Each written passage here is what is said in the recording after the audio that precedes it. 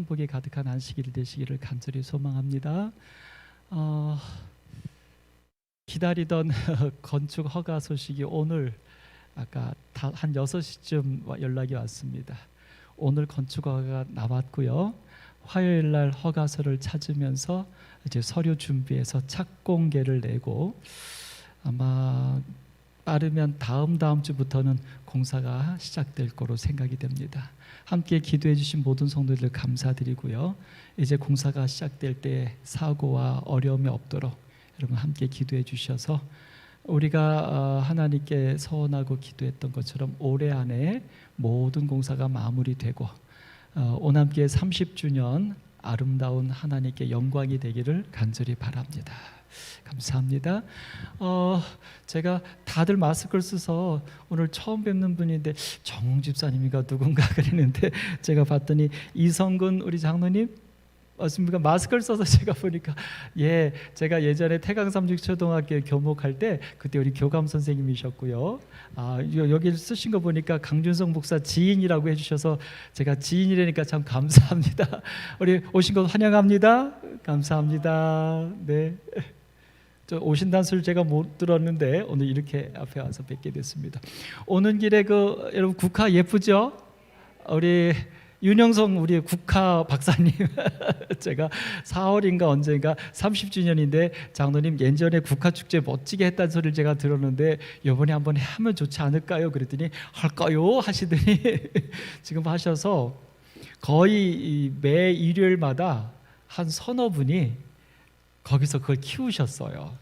거기 우리 손기철 선생님, 그다음 우리 하장로님, 그다음에 뭐 여러 장로님들이 우리 윤 장로님 중심으로 해서 일요일마다 거기서 하시고 또 제가 나중에 들으니까 그거 끝나고 나면 또 재밌는 일들도 하셨다 그러더라고요. 거기 뭐 저수지에서 몰래 낚시도 하고 하셨다고. 그렇게 지금 수개월 동안 키우셔서 오늘 이제 꽃들이 피게 됐고 그래서 그 중에 일부 오늘 뭐 88개를 갖고 오셨다 그러더라고요. 오늘 정보여 장로님 그다음에 강대봉 장로님, 윤 장로님 이렇게 수고해 주셔서 지금 날라도 났고요. 이미 피기 시작한 건 햇빛을 안 봐도 물만 줘도 된다고. 그래서 지금 일단 갖다 놨고요. 나머지가 지금 갖고 온 것보다 더만큼 남아 있어서 우리가 11월 23일인가요? 우리 그 축제 안식일 때 그때 한번 국화꽃 축제를 멋지게 하면서 하나님께 드리고 그 다음에 저희 계획은 그렇게 끝난 다음에 저 국화꽃을 우리 교우님들 한 가정도 하나씩 다 이렇게 분양을 하려고 합니다. 그래서 집에서 잘 가꿔서 키우실 수 있도록 그렇게 생각하고 있습니다. 하나님께서 우리에게 아름다운 또 꽃을 주신 것을 위해서 감사합니다. 오늘 제가 12시에 백신 2차를 맞았습니다. 근데 제가 사실은 꾀병이 많아요. 그래서 제가 맞으면서 혼자 여러 가지 걱정을 했어요. 맞고 나서 혹시라도 열나고 못하면 어떻게 되나. 그래서 제가 분주하게 내일 안식일 설교 그다음에 다음 주 매일 기도 영상 계속 준비해서 혹시라도 며칠 동안 이렇게 맛이 가도 문제가 없도록 해본다고 했는데 감사하게도 아직까지는 까딱 없습니다. 괜찮아요, 집사님? 감사합니다. 이 맞은 부분만 아프고 제가 1차 맞았을 때는 이 두통이 있어서 한 이틀 동안 약 먹고 그랬거든요. 근데 2차는 더 세다고 그래가지고 제가 엄청 걱정을 했는데 아직은 괜찮습니다. 여러분 내일 설교 때까지는 이상 없도록 기대해 주십시오. 원래는 제가 월요일 날 맞춰놨어요, 2차도. 근데 갑자기 이렇게 땡기면서 오늘 금요일로 국가에서 무조건 지정해서 와서 제가 아무 소리 않고 그냥 맞았습니다. 자, 하나님께서 우리와 함께 하시길 간절히 바랍니다. 오늘 2주 또 연장이 나왔죠. 근데 제가 마지막까지 좀 뒤져봤는데 종교시설에 대한 변화에 대한 것은 아직 못 봤습니다. 근데 결혼식 같은 것은 식사만 하지 않으면 199명까지 허락이 됐고 이렇게 많이 좀 이제 조금 부분으로 양해가 돼서 이 종교 집회에 대해서는 어떻게 되는지 제가 아직 못 찾았습니다. 일단 2주간 연장이 됐는데 제가 기대하기로는 우리 30주년 기념 예배 드리려고 잡았던 11월 23일까지 조금 더 풀어줘서 최소한 50%나 이때까지 이 정도까지는 좀 풀어주면 저희가 그날 하나님께 정말 감사의 예배를 드릴 수 있겠다 싶은 생각을 좀 갖습니다. 여러분 함께 기도해 주셔서 이 교회를 하나님께서 30년 전에 세우셨던 이 교회에 30년 동안 인도하신 그 하나님의 은혜를 우리가 마음껏 찬양할 수 있는 그런 안식일을 보낼 수 있도록 우리 함께 기도해 주시기를 간절히 바랍니다. 감사합니다. 오늘 이제 다니엘서 연구 11과입니다. 저번 주에 10과를 공부하면서 이제 네 번째 예언, 다니엘서 10장 11장에 있는 네 번째 예언은 선악의 대쟁투의 관점에서 세상 역사를 우리에게 준 계시라고 우리가 요약을 해서 정리해 봅니다. 이제 오늘 11장에서 그 네 번째 계시의 본격적인 내용으로 들어가게 됩니다. 자, 우리 먼저 다니엘서 10장 14절입니다. 왜냐하면 10장, 11장, 12장은 같은 계시의 개념이기 때문에 주제절을 그대로 삼았습니다. 같이 한번 읽겠습니다. 이제 내가 시작. 이제 내가 마지막 날에 내 백성이 당할 일을 내게 깨닫게 하러 왔노라. 이는 이 환상이 오랜 후의 일임이라 하더라. 오랜 후. 그 다음에 중요한 것이 바로 뭐냐면 내 백성이 당할 일입니다.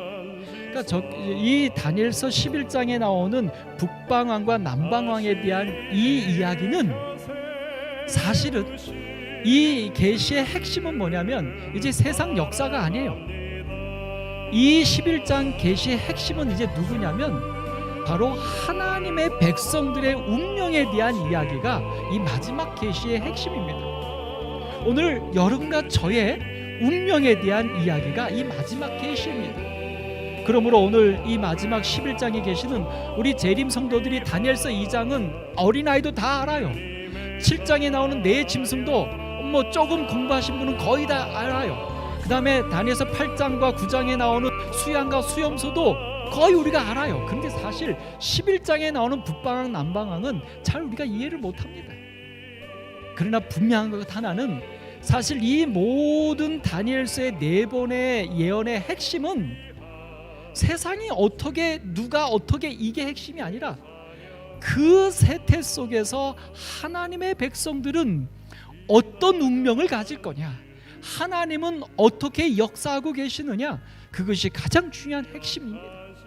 성경 전체에 많은 예언과 많은 진리들이 포함되어 있지만 사실 한마디로 요약하면 이겁니다. 하나님이 사랑하시는 우리들을 구원하신다. 아멘.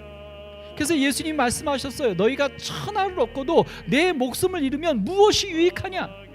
오늘 여러분과 제가 아무리 다니엘서 2장, 7장, 8장의 예언을 달달달 외우고 설명할 수 있을지라도 사실은 오늘 공부하는 이 11장의 핵심, 내 백성에 당할 일, 내 백성에게 주어질 운명, 이것에서 여러분과 제가 올바른 선택, 하나님을 선택하는, 그래서 우리가 영생의 구원으로 마지막 마감이 되지 않는다면 다니엘서의 예언을 아는 것이 우리에게 무슨 의미가 있겠습니까? 오늘 그러므로 사랑하는 성도 여러분, 이 다니엘서 11장에서 주는 이 이야기, 10장부터 시작된 이 마지막 계시, 내 백성을 위한 이 마지막 계시를 오늘 여러분과 저에게 주시는 하나님의 기별로 우리가 받아들이고 결심하시게 되기를 간절히 바랍니다. 먼저 시작하면서 여기 시작하는 말에 이런 제안을 주고 있습니다. 한 사건을 이야기하고 있는데요. 1994년 7월 4일자 타임지에 세계 3차 대전에 대한 기사가 실렸었답니다. 뭐 여러분과 제가 타임지를 안 읽으니까 잘 모르죠. 그런데 그 내용은 뭐냐면 세계 3차 대전을 계획했었다는 겁니다. 어디냐면 구소련이 지금처럼 이제 러시아로 이렇게 분해되면서 그 구소련 연방에 속해 있던 그 바르샤 동맹이 이 유럽을 파멸시킬 수 있는 핵전쟁을 일으키면서 오늘 이 마지막 어떤 그들의 어떤 그 권한이나 권력을 최대한 확보하기 위하여 이 핵전쟁을 계획했다는 겁니다. 근데 그것이 이루어지지 않은 것이죠. 만약 이것이 계획대로 이루어졌다면 오늘 여러분과 저는 코로나 때문에 염려하지 않을 수도 있을지 모르지만 과연 우리가 어떠한 모양으로 살아갈까? 근데 이 사실에 대해 분명히 우리는 계시록 7장 1절에 하나님께서 우리에게 주신 말씀을 생각해 보게 됩니다. 내가 내 천사가 땅 네 모퉁이에 선 것을 보니 땅의 사방의 바람을 붙잡아 바람으로 하여금 땅에나 바다에나 각종 나무에 불지 못하게 하더라. 사람이 이 계획을 세웠을지라도 그것을 붙잡고 계신 분이 하나님이셨음을 우리는 우리의 시대에서 확인하게 되는 것입니다. 오늘 그래서 사람이 걸음을 계획할지라도 인도하시는 분은 하나님이시고, 뿐만 아니라 사단이 우리의 멸망을 계획할지라도 우리의 운명을 쥐고 계신 분은 누구라는 사실입니까? 하나님이에요. 그러므로 사실 여러분, 이 코로나나 어떤 위협이 우리에게 닥치더라도 사실 여러분과 제가 고민하고 걱정하고 준비하고 기도해야 될 것은 이 재난 가운데서 안전할 것이냐 아니냐가 아니라, 그것은 누가 해주시는 거예요? 하나님께서.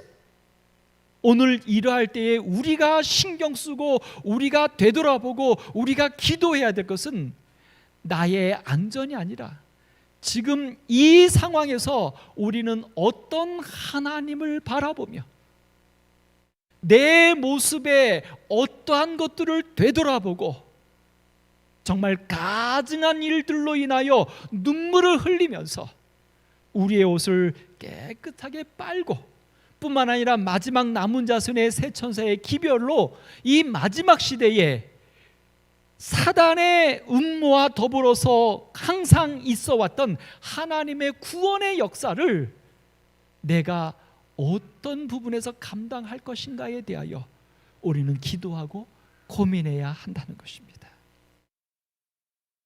이제 그 밑부분에 그러면서 우리에게 질문을 던집니다. 무엇이 21세기를 맞은 지구의 장래인가? 이 세계대전인가? 아니면 생각지도 못했던 코로나로 인한 이 파괴인가? 무엇인가? 그러면서 말해요. 무엇이 수천 년 동안 계속되어 온 선과 악의 대쟁투의 결말인가? 다니엘서 10장에서는 선과 악의 대쟁투로 이 마지막 네 번째 계시를 우리에게 설명해 주고 있지 않습니까? 자, 그 마지막 이 선악의 대쟁투의 결말, 이 지구의 마지막의 결말은 무엇인가 하는 것이에요. 여기에 대하여 계시록 7장 2절과 3절에는 분명하게 답을 주고 있어요. 어떤 답입니까? 또 봄에 다른 천사가 살아계신 하나님의 인을 가지고 해 돋는 데로부터 올라와서 땅과 바다를 해롭게 할 권세를 받은 네 천사를 향하여 큰 소리로 외쳐 이르되 우리가 우리 하나님의 종들의 이마에 인치기까지 땅이나 바다나 나무들을 해하지 말라 하더라.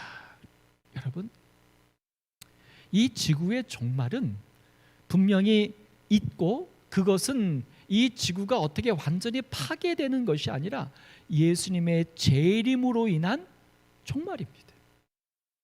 결국 여러분과 저는 세상의 학자들이 말하는 뭐 해성 충돌설이든지 뭐 자원의 고갈이든지 뭐 기후의 어떤 이런 것으로 인해서 이런 거 걱정할 거 하나 없어요. 그것으로 종말이 이르러오는 게 아니니까. 지구의 종말은 예수의 재림으로 임한다는 것이 성경의 가르침이고 예언이고 약속입니다. 그런데 또 한 가지, 그 예수의 재림이 있기 전에 성경에서는 여러 재난들에 대해서 말을 하고 있지만 그것도 염려할 게 없어요. 왜요? 그 재난들이 중요한 게 아니라 무엇이 중요한 거예요? 핵심이 하나님의 종들의 이마에 인치기까지 그것을 지키신다는 거예요. 이 권세를 잡은 네 천사를 통하여. 결국 여러분과 저의 인침을 받는 것, 하나님의 백성으로 구원받는 것에 준비되는 것에 이 세상의 어떠함이 우리의 그 구원을 방해할 수 없다는 것입니다. 아멘. 그러면 걱정할 거 없잖아요. 문제될 거 없잖아요. 내가 병이 들든지 내가 재난으로 인하여 궁핍에 빠지든지 뭐 어떤 매매를 못하게 하는 것으로 먹고 살 방법이 없든지 우리가 소위 걱정하는, 이거 걱정할 거 없잖아요. 왜요? 무엇이 있기 전에는 하나님의 종들의 이마에 인쳐서 불의한 자는 그대로 불의하지만 거룩한 자는 그대로 거룩하라고 하는 구원의 끝, 결정이 끝나기 전까지는 여러분과 저의 삶에 그 문제를 흔들 만한 어떤 재난들이 일어나지 않도록 붙잡아 주신다는 거예요. 그러므로 성도 여러분, 이 마지막 시대에 재림 성도로 살게 되기를 간절히 바랍니다. 어떤 재림 성도예요? 이 약속을 받은 재림 성도예요. 그냥 그리스도인으로 살면 이 약속이 없잖아요. 근데 재림 성도로 살면 이 약속이 분명히 있습니다. 오늘 재림 성도에게 주신, 마지막 남은 자손에게 주신 하나님의 약속 안에서 오늘 여러분과 제가 살게 되기를 간절히 바랍니다. 자, 이제 우리 11장에 시작을 한번 가보겠습니다. 이 11장은 제가 보니까 3번 정도에 나누어서 말씀을 좀 살펴보아야 할 양입니다. 오늘 그 첫 번째 시간입니다. 여기 우리 교재에, 통신학교 교재에 첫 번째 질문을 이렇게 주고 있습니다. 어떠한 배경에서 11장에 기록된 다니엘서의 마지막 예언이 계속되고 있는가? 저번에 우리 공부했죠. 다니엘서 10장 14절에 마지막 날에 내 백성이 당할 일을 내게 깨닫게 하러 왔다라고 하는 가브리엘 천사의 이야기. 그리고선 11장에서 그 이제 깨닫게 하는 그 꿈의 해석이 나오는데, 여기 11장 1절에는 메대 사람 다리오 원년에 일어나 그를 도와서 그를 강해한 일이 있었다라고 하면서 바로 그 시점에 대해서 이야기하고 있습니다. 자, 그런데 여기 무엇에 대한 이야기예요? 여기 10장에서 이어지는 11장이기 때문에 마지막 날에 백성들이 당할 일이에요. 그래서 여기 이렇게 설명합니다. 10장에서 이 큰 전쟁에 관한 계시와 말일 내 백성 곧 하나님의 백성이 당할 일이 상징이 아니라 서술 형식을 통해 구체적으로 소개되기 시작했고, 그래서 11장에도 그 계시가 계속돼서 이어진다는 것입니다. 결국 오늘 여러분과 저의 운명에 대한 이야기입니다. 자, 그러면서 이제 그 내용 첫 번째로 보면 여기 이제 왕들이 또 일어납니다.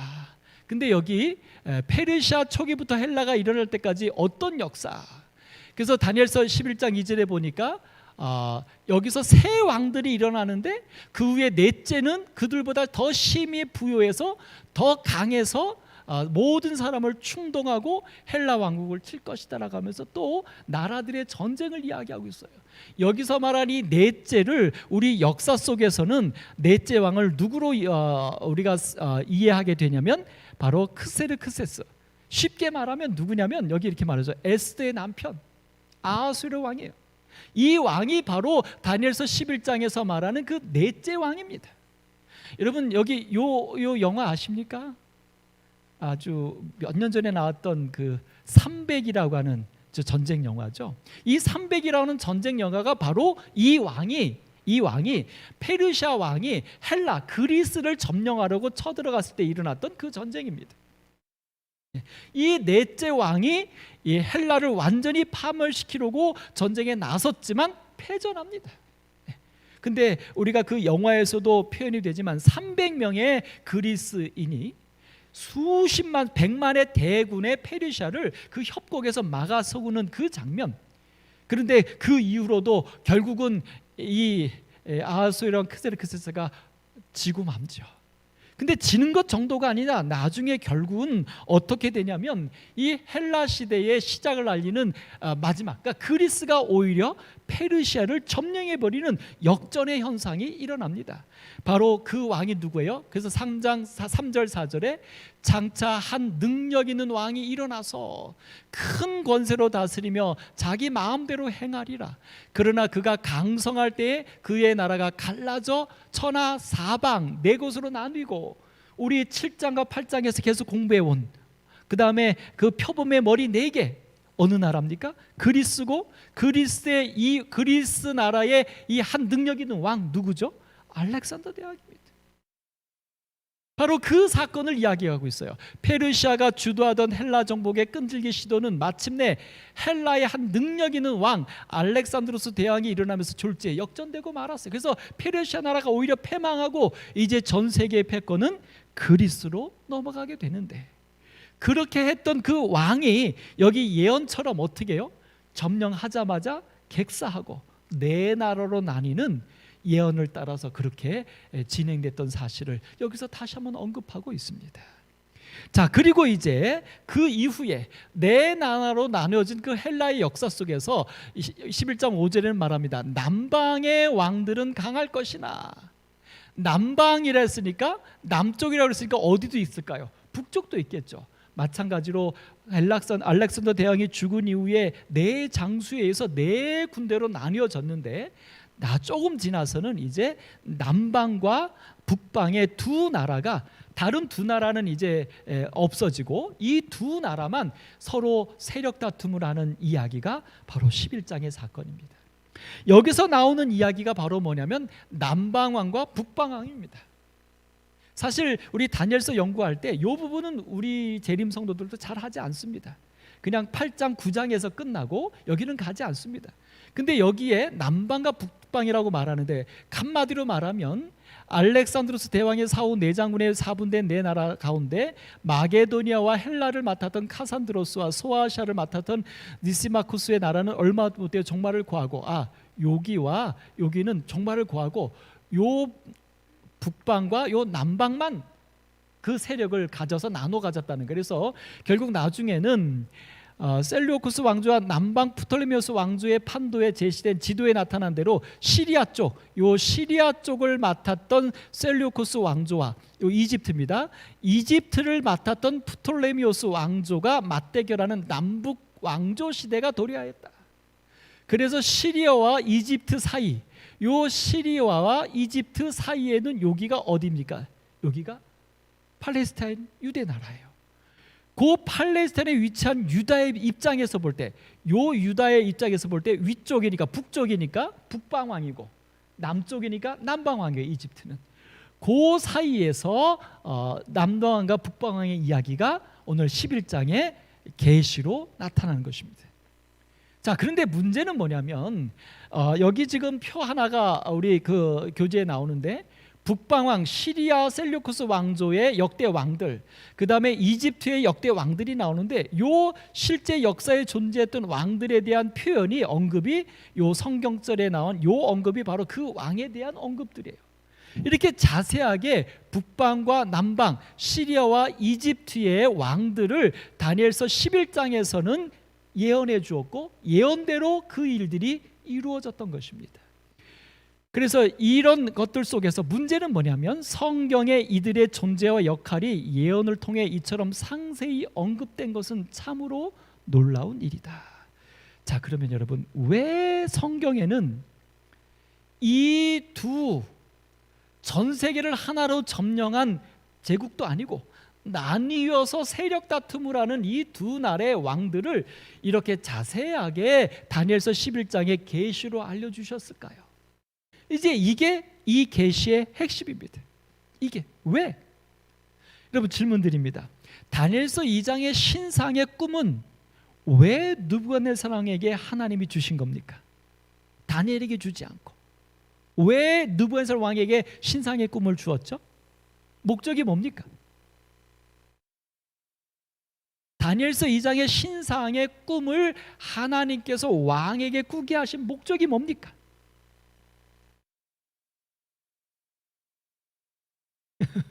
목적이 뭐죠? 제가 그때 분명히 말씀드렸어요. 왕이 꿈을 꾸게 된 동기가 뭡니까? 이유가 뭐죠? 성경은 정확하게 말해요.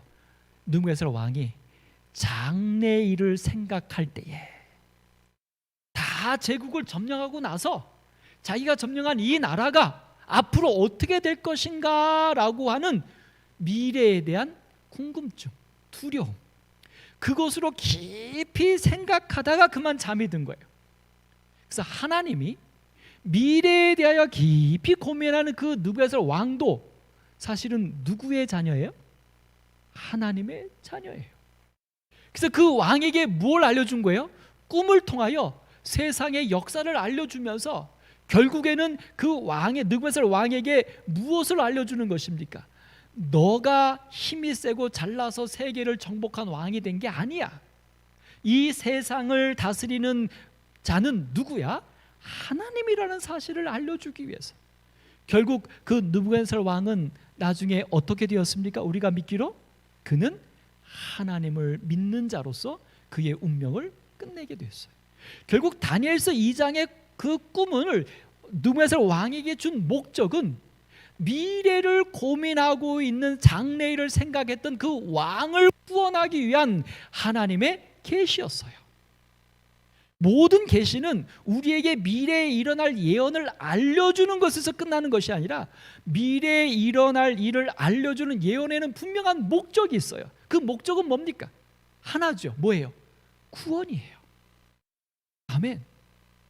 오늘 이 다니엘서 11장에도 오늘 이 두 나라의 세력 다툼, 그 역사를 왜 11장에 계시로 자세하게 했냐면 그것에 대한 목적이 있기 때문이에요. 그 목적은 바로 무엇인가? 바로 구원을 위해서입니다. 그것이 다니엘서 10장 14절에 말한 내 백성이 장래에 당할 일에 대하여, 운명에 대하여 다니엘이 기도했고 그 다니엘의 기도에 대한 응답으로 하나님께서 이 넷째 예언을 허락해 주셨던 것입니다. 자, 오늘 그 예언의 안에 들어가 보면 이 남방왕 이집트와 북방왕 시리아가 서로 공존을 위해서 화합을 합니다. 그런데 단합하지만 그러나라고 예언은 뭐라고 말하냐면 그 화합이 깨질 거라고 말을 해요. 실제로 역사에서 봤더니 이 두 나라가 혼인을 통하여 맺어집니다. 남북조 왕조 대결은 다음 세대인 2세점에서 본격화되어 처음에 남방왕 푸토레스 2세가 자신의 딸 베레니케를 북방왕 안티오쿠스 2세에게 혼인시켜 결혼 동맹을 맺음으로 화친을 유지하려 돼. 대부분의 옛날 세계들이 이렇게 했잖아요. 이렇게 해서 화친을 유지하는 듯 했어요. 그런데 갑자기 어떤 일이 벌어지냐면 프톨레마이오스 2세가 요 결혼했던 2세가 갑자기 죽어요. 죽으니까 어떤 일이 벌어졌냐면 사실은 이 남편을 베레니케에 빼앗긴 안티오쿠스의 전 왕후, 그러니까는 요 정략 결혼을 하기 전에 이 프톨레마이오스의 원래 왕후가 있었어요. 그 왕후가 전략 결혼에 밀려서 그만 저 함방으로 밀려난 거예요. 근데 왕이 죽으니까 어떻게 해버렸어요? 그 라오디게아가 어떻게 해요? 뒤집어 버린 거죠. 그래서 이 화친이 깨지면서 오늘 이 베레니케와 그의 아들을 죽여버려요. 이렇게 되니까 결국 어떻게 됩니까? 이 북방왕에서 깨지면서 그의 아들, 공주의 본족에서 난 자 중에 한 사람, 누구라고 말하냐면 프톨레마이 3세. 이 3세가 라오디게아의 죽임을 당한 베레니케의 오라비였어요. 이제 이 사람이 왕이 되고 나서 어떻게 해요? 원수를 갚기 위해서 전쟁을 일으켜서 이 시리아를 다시 이기면서 이 두 북방과 남방왕의 화합이 깨져버립니다. 마치 계속해서 유럽에서 얘기하는 마지막 열나라 시대, 그래서 유럽의 오늘 전 세계가 다시는 한 나라로 통합되지 못하리라고 예언한 것처럼, 그러나 그 이후에 여러 사람들이 이 통합을 위하여 했고 거의 다 완성되는 것처럼 히틀러 같은 경우에 영국 하나만 남겨둔 상태였지만 갑작스럽게 그것도 깨지고, 그 다음에 유럽 연합도 지금 하나처럼 된 것 같지만 영국이 또 떠나가고 하면서 경제가 어려워지니까 그 유럽 연합 공동체가 이제 한 나라처럼 가려고 하다가 이제 지금 삐끗하고 있고요. 이 모든 역사 속에 사람이 혹은 사단이 계획할지라도 그것을 주관하시는 분이 누구라는 사실을 또 한번 확인하게 됩니까? 하나님이라는 사실입니다. 예. 자, 이것이 바로 북방과 남방왕의 계속되는 역사예요. 그래서 그 다음에 또 보복전쟁이 일어나죠. 보복전쟁이 일어나지만 그 세력은 더하지 못할 것이요 라고 하는 말합니다. 결국 이러한 전쟁들 속에서 결론적으로 성경의 예언은 하나님에 의하여 미리 기록된 역사인 것이다. 이 제4차 시리아 전쟁에서 안티오코스 3세는 엄청난 사상자와 포로를 내놓아 패전하고 남방왕의 승리로 끝났어요. 그리고 이때 이후로 이제 이들의 전쟁은 이제 힘을 잃게 되는데 이 전쟁이 어떤 전쟁이냐면 라피아 전쟁이라고 역사에서 유명한 전쟁인데, 왜 유명하냐면 두 나라가 동물 중에 가장 거대하고 힘이 센 코끼리 부대를 만들어서 전쟁을 했어요. 그래서 여기에서 코끼리가 수천 마리가 죽습니다. 사람의 이기심에 코끼리가. 참 이거 보면 아담과 하가 범죄한 이후에 이로 말미암아 땅이 저주를 받아 가시와 엉겅퀴를 낼 것이요라고 했는데, 사실 여러분과 저는 저는 농사를 안 지어서 잘 모르지만 우리 텃밭 하시는 분들은 무엇과의 전쟁입니까? 잡초와의 전쟁. 근데 잡초 뽑으면서 뭐라고 해요? 잡초 욕을 하죠. 근데 가만히 이 역사를 보면 우리가 잡초를 욕할 게 아니라 오히려 뭐 해야 돼요? 잡초한테 미안해해야 되지 않을까요? 사실은.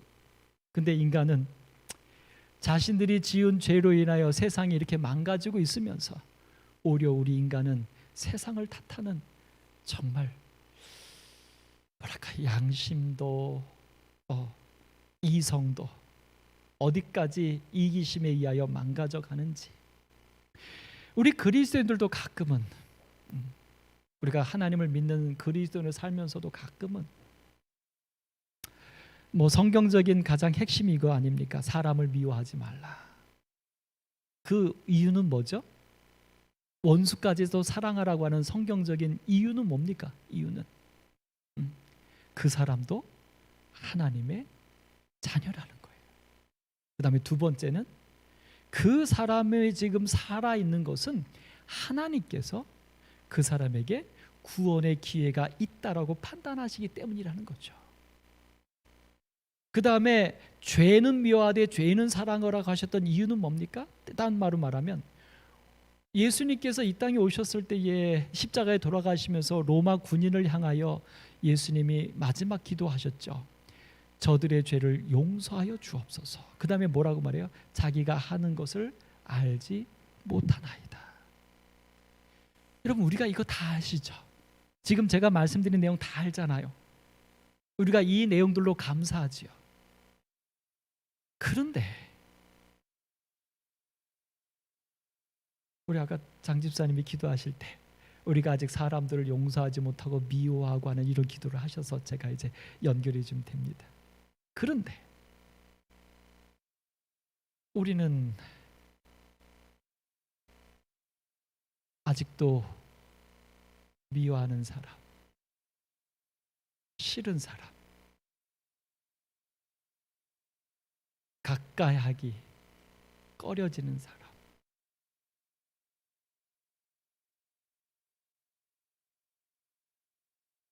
마치 잡초를 보면서 잡초에게 성을 내는, 정말 뭐가 이렇게 뒤바뀐,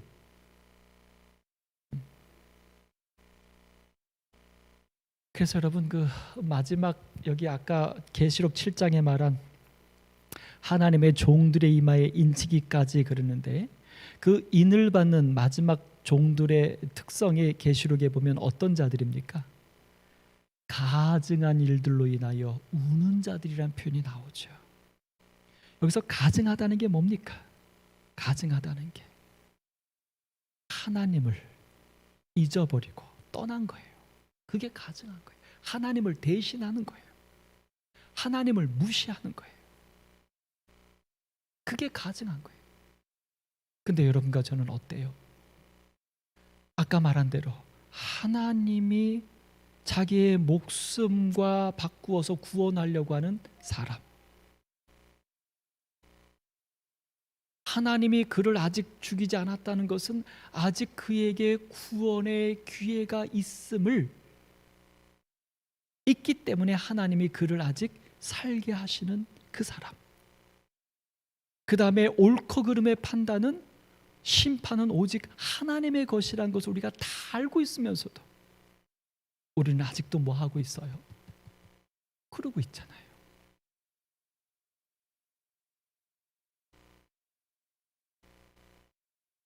사실 성경에 나타난 사단의 대리자들의 악한 모습, 혹은 우리가 살아가는 우리의 주변의 뉴스상에 아이고 이렇게 우리가 정말 막 이렇게 신음소리가 나올 만큼 악한 일을 하는 사람들, 혹은 우리가 알고 있는, 내가 경험하는 내 주변에 정말 사람 같지 않게, 같이 하고 싶지 않게 사는 사람들. 근데 문제는 우리가 그렇게 판단 내릴 수 있느냐 하는 것입니다. 아니, 우리가 그렇게 판단하는 게 하나님의 은혜를 받고 있는 그리스도인으로서의 합당한 모습이냐 하는 것입니다.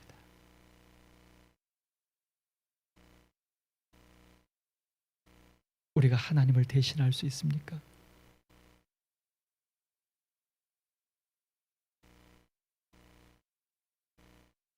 기도합니다.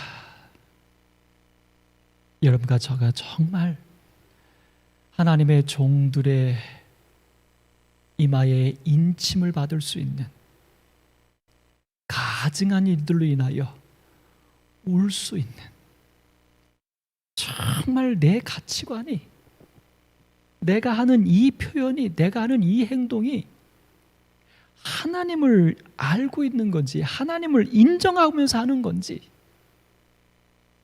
내 감정과 내 판단과 내 성질에 의해서 하는 건지.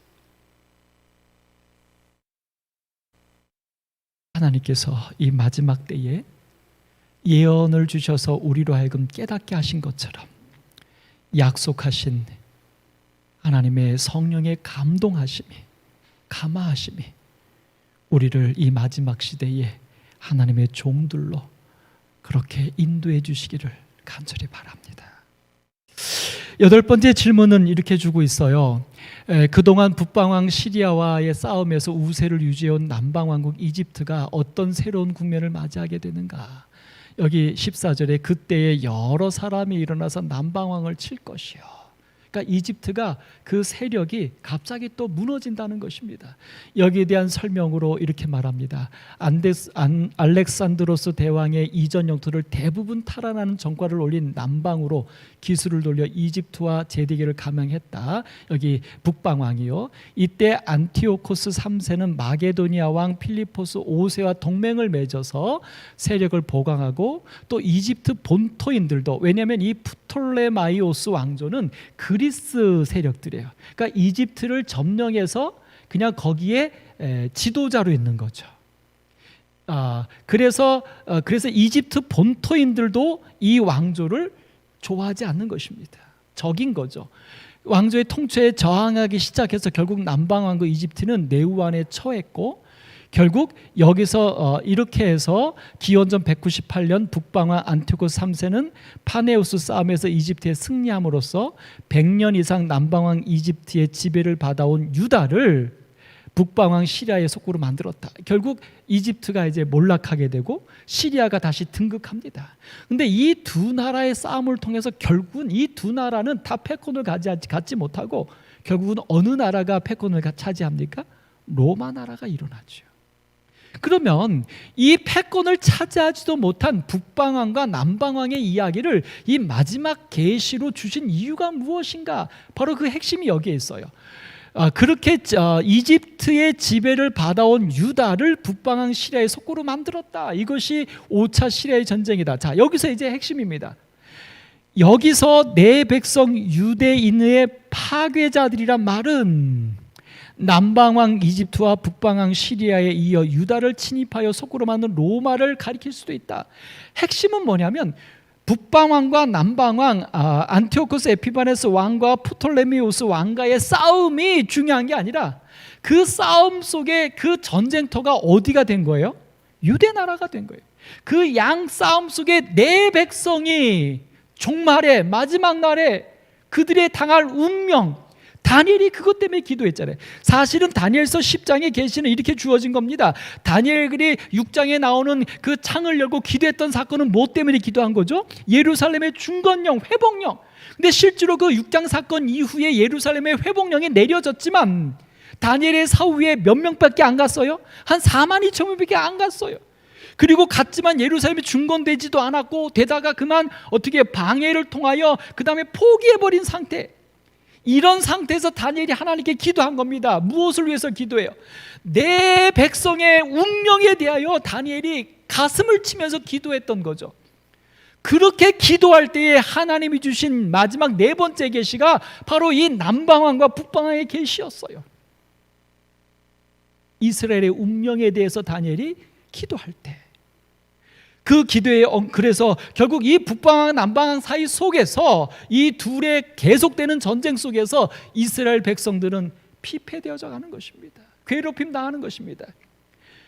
여러분, 결국 이렇게 해서 이렇게 가서 겨울이고 태가겠다고 하는데 결론적으로 이제 나중에 로마가 이제 득세하게 되는데요. 자, 핵심이 바로 이겁니다. 핵심이 10번째 문제입니다. 세계 역사에서 그렇게 중요하지도 않은, 왜 중요하지도 않습니까? 바벨론도 아니에요, 메데 페르시아도 아니에요, 그리스도 아니에요, 로마도 아니에요. 이게 세계 역사에 흐르는 강대국의 흐름이에요. 그 중에 지금 여기 10장부터 11장에 나오는 이 계시, 네 번째 계시는 그 중에 한 중간, 한마디로 말하면 어디에 포함된 거냐면 헬라 나라, 그리스 나라에 포함된 그 시기에 두 세력의 싸움. 이건 세상적으로 별로 주목받을 만한 전쟁이 아니에요. 근데 그것을 왜 그렇게 자세하게 예언했는가라고 하는 것이 우리가 찾아야 할 핵심입니다. 왜 그랬다고요? 마지막 때에 관한 다니엘서의 마지막 계시가 주어지기 전에 다니엘이 그토록 괴로워하고 그 88살이 되었지만 금식했다 그랬잖아요.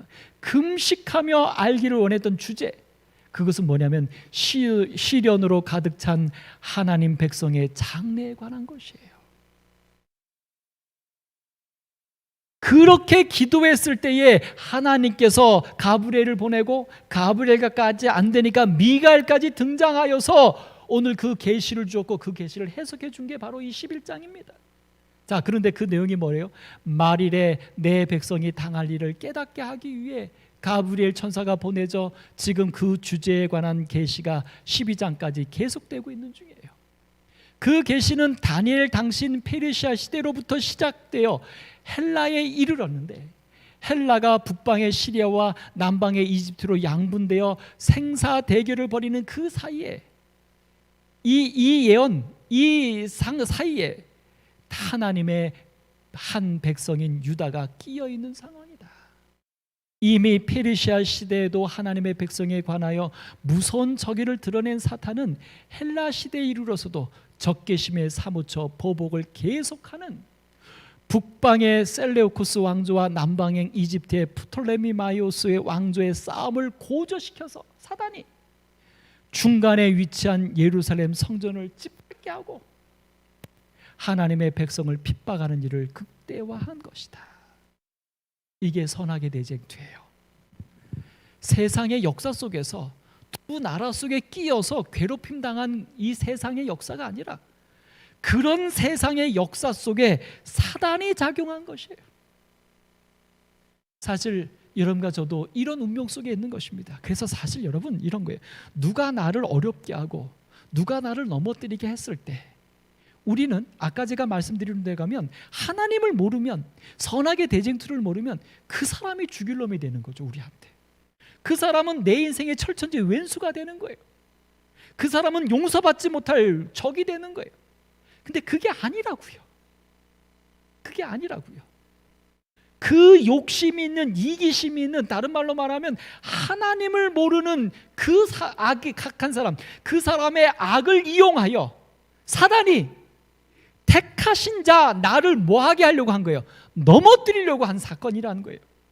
그러므로 오늘 여러분과 저는 이 하나님을 알고 선악의 대쟁투를 안다면, 아니 다니엘의 예언의 일을 안다고 하면 뭐 바벨론이 몇 년이고 뭐가 머리가 어떻고 이게 아는 게 아니에요.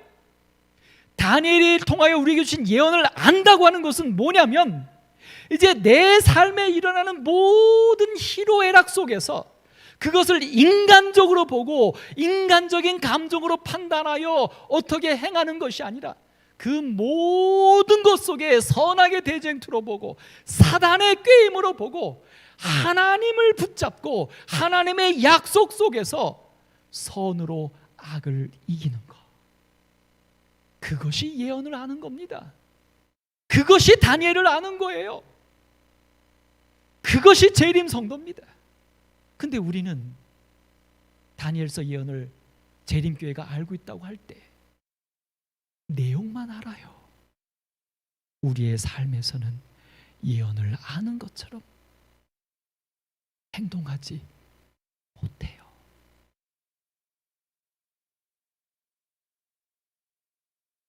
오늘 이 마지막 네 번째 예언의 핵심은 바로 이겁니다.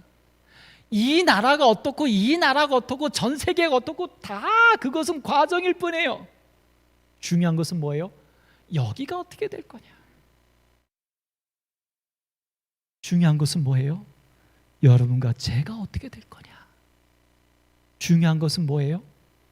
하나님께서 그토록 자기의 목숨까지 버리면서 찾으려고 했던, 모든 사람이 진리를 알고 구원에 이르기를 원하는 그 하나님의 바람, 그것이 얼만큼 이루어졌느냐, 이루어지느냐, 그것이 예언을 아는 것입니다.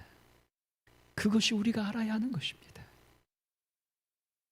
이제 여러분, 오늘 이 11장의 일부를 마치면서 우리는 이런 것을 생각해 봐야 합니다.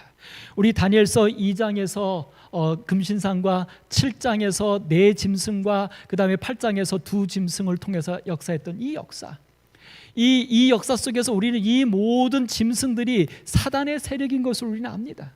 근데 이 사단의 세력 속에서 이 사단이 믿는 자들을, 아니 이 땅에 있는 사람들을 하나님에게서 떠나서 악인이 되어 멸망받는 백성이 되게 하려고 하는 이 사단의 모든 악의 역사 속에서 하나님께서는 어떻게 하셨는가 하는 거예요. 여기 말씀드렸던 것처럼 바벨론 나라에는 다니엘이 있었어요. 감사하지요. 그래서 오히려 다니엘 때문에 어떻게 됐습니까? 왕까지도, 아니 바벨론을 통하여 세상을 다 점령했던 그 120개의 제도에 오히려 하나님이 선포되는 역사가 일어났지 않습니까? 그러니 사단이 더 이상 바벨론을 쓸 수가 없어요. 쓸 이유가 없어요. 그래서 어느 날 갑자기 바벨론을 멸망하게 하고 누가 등장합니까? 메데 페르시아 등장하죠. 근데 메데 페르시아 나라는 법을 바꾸지 못하게 하는 한 것을 사단이 더 집어 만들어 가지고 이제 왕조차도 자기 마음대로 못하게 사단이 완전히 장악하려고 했는데 거기에 누가 등장해요? 모르드게와 에스더라고 하는 또 한 사람.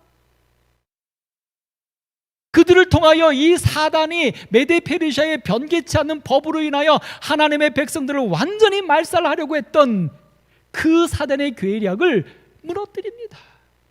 아멘이죠. 근데 오늘 우리가 공부하는 11장은요 바로 이 다음 역사예요. 다시 말해서 메데 페르시아의 말년부터 헬라 나라, 그 다음에 로마 나라가 시작되기 여기까지의 역사가 다니엘서 11장의 두 왕조의 싸움이에요. 근데 여러분, 이 시대에는 누가 있습니까? 성경 다 뒤져보십시오. 이 시대에 하나님의 남은 자손은 누가 있습니까? 이 시대에 없어요. 없어요. 좀 더 성경을 여러분에게 설명드리면 이게 구약 성경입니다. 구약 성경을 39권을 역사 시대적으로 구분하면 이렇게 나옵니다. 창세기, 출애굽기, 민수기, 여호수아, 사사기, 사무엘상하, 열왕기 상하, 그다음에 에스라, 느헤미야에서 끝이에요. 그런데 우리가 알고 있는 구약 성경 맨 마지막 말라기서는 언제냐면 바로 이 느헤미야 시대와 동시대예요. 그러니까 이 말라기로 인하여 구약은 끝이에요. 근데 이 말라기서가 언제 기록된 것으로 말하냐면 BC 450년경으로 얘기합니다. BC 450년경, 오늘 우리 예언으로 보면 바로 지금 이 시대예요. 헬라 나라가 BC 331년에 세워집니다. 메데 페르시아 나라가 멸망하기 전에 말라기가 써지고 헬라 시대, 그 다음에 로마가 갈 때까지 아무것도 없어요. 성경에 기록이 없어요. 다른 말로 말하면 하나님의 종도 없어요. 어떤 선지자도 없어요. 그리고서는 이제 다시 사복음서를 통하여 100년 동안, 예수님이 탄생한 이후에 100년 동안 신약 성경 27권이 기록됩니다. 그러니까 이 구약과 신약 사이에 장장 몇 년의 시간이 흐르냐면 약 400여 년의 신구약 중간 시대가 있습니다. 이 시대에는 어떤 성경도 없어요. 아니요, 어떤 선지자도 없어요. 그게 바로 오늘 이 다니엘서 11장이 나오는 이 예언의 시대예요. 신구약 중간사, 따로 말하면 구약이 끝나고 신약이 시작되기 전에 암흑시대예요. 하나님의 영이 임하지 않는 시대, 하나님의 종이 나타나지 않는 시대. 그래서 하나님의 백성들이 지도자 없이 그들의 신앙을 유지해왔던 시대. 다니엘이 이것을 생각하니 그 88세 되신 다니엘이 금식하며 기도할 수밖에요. 내 백성의 운명을 위하여. 여러분, 근데 참 감사하게도 오늘 이 사람이 없는 이 시대에 무엇이 있었는 줄 아십니까? 바로 그 시대에 동굴에서, 돌 속에서 성경 사본들이 발견되기 시작합니다. 그래서 오늘날 여러분과 저에게 성경이 주어지게 됐어요. 저 시대에 이름 없는 그리스도인들이 숨어서 하나님의 말씀들을 필사하여 보관하고 숨기고 보관하고 전하고. 오늘 그런데 이러한 시대 이후에 이제 로마 시대 때 무섭고 놀라운 짐승 작은 뿔이 역사하는 시대에 그때는 어떻게 합니까? 바로 그때를 위하여 하나님이 이 400여 년 동안 말씀을 통하여 하나님이 준비하신 것이 있죠. 그게 바로 뭡니까? 예수님입니다. 그게 예수님이에요. 그래서 오늘 이 다니엘 11장의 말씀은 11장에 대해 해석은 이렇게 갑니다. 이 예수님이 탄생하실 수 있도록 북방왕과 남방왕의 이 싸움 속에서 하나님은 역사하셨다. 아멘. 아멘. 자, 이제 오늘의 말씀을 좀 정리해 봅니다. 여기 다니엘서 11장 15절에서 예언상으로는 마지막 왕으로 등장하는 북방왕 안티오코스 4세. 많은 사람들은 이 안티오코스 4세를 작은 뿔이라고 자꾸 규정하려고 합니다.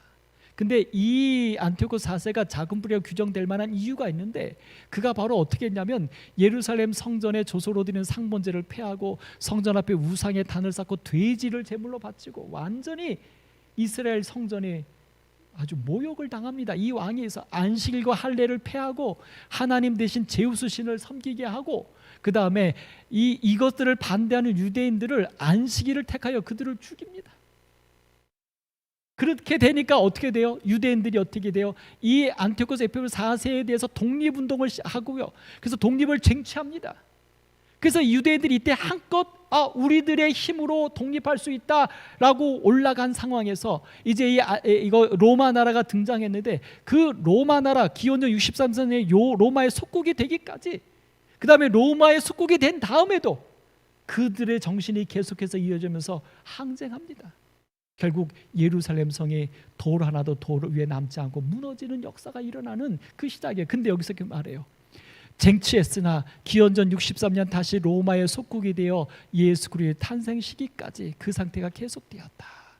자, 그런데 여기서 아름다운 말 한마디가 나오죠. 바로 이 부분입니다. 이러한, 같이 한번 읽을까요? 시작.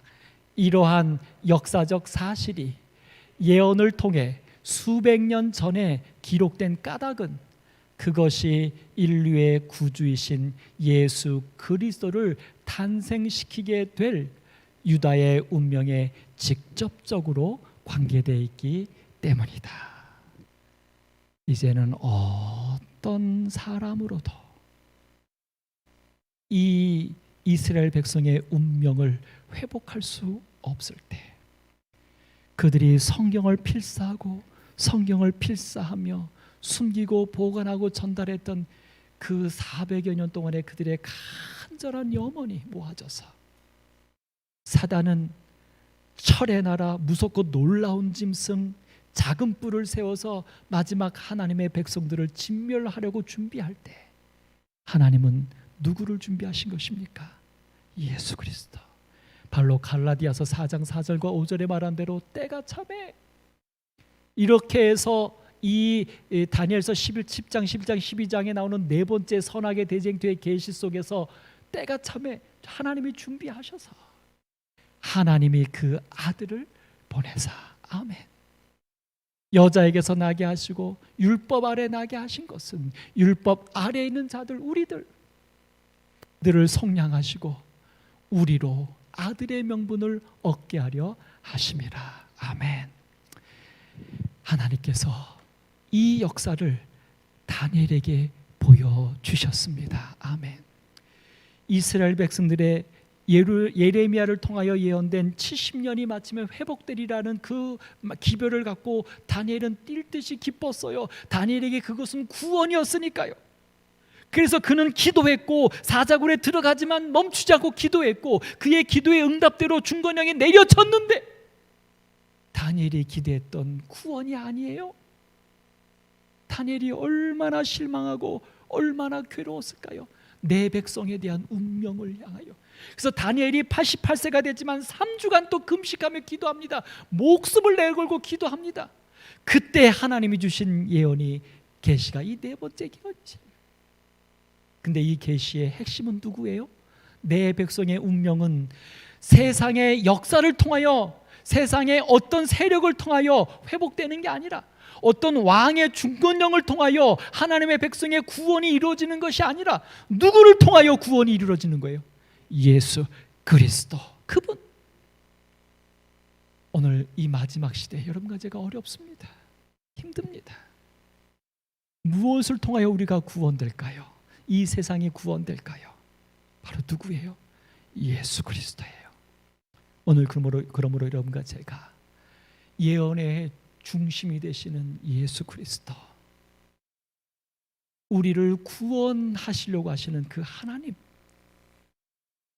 예언의 내용 자체가 아니라 그 예언의 중심이 되시는 예수 그리스도와 그 하나님, 그 예수와 하나님이 오늘 여러분과 저의 삶의 중심이 되고 우리의 생각과 가치관, 우리의 판단, 그래서 우리의 말과 우리의 행동의 중심이 그리스도요 하나님이 되시는, 정말 이 예언을 아는 자가 아니라 이 예언을 가진 백성, 마지막 남은 자손이 되기를 바라면서 말씀을 마치겠습니다.